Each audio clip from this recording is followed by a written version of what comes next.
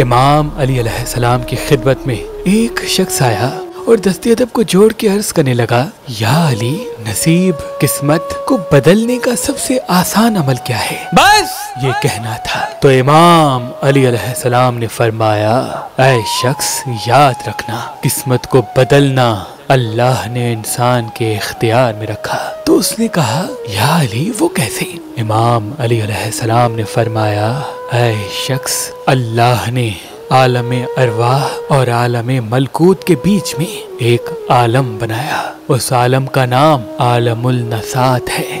وہاں جو انسان زمین پہ چلتے ہیں اس انسان کے لیے ایک فرشتے کو منتخب کیا، اور اللہ نے اس کو یہ ذمہ داری دی کہ وہ زمین پہ رہنے والے انسانوں کو غور و فکر کے ساتھ دیکھیں۔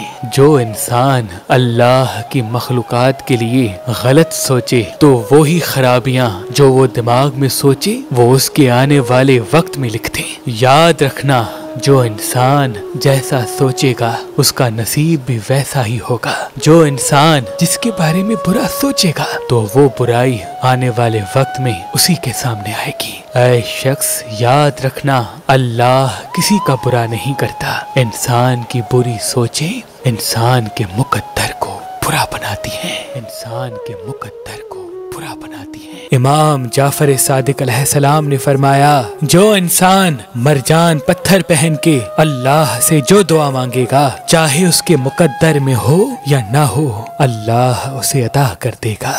تبھی اس پتھر کو مقدر بدلنے والا پتھر کہا جاتا ہے۔ تو ابھی ہماری ویب سائٹ مہربانی.com پہ آئیں اور یہ پتھر حاصل کریں۔ آپ اپنا لکی پتھر ہماری ایپلیکیشن جو گوگل پلے اسٹور اور آئی فون ایپ اسٹور پہ موجود ہے ان سے بھی حاصل کر سکتے ہیں۔ مزید معلومات کے لیے ہمارے نمبر پہ کال کریں۔ اللہ آپ کو سلامت رکھے، اللہ آپ کو سلامت رکھے۔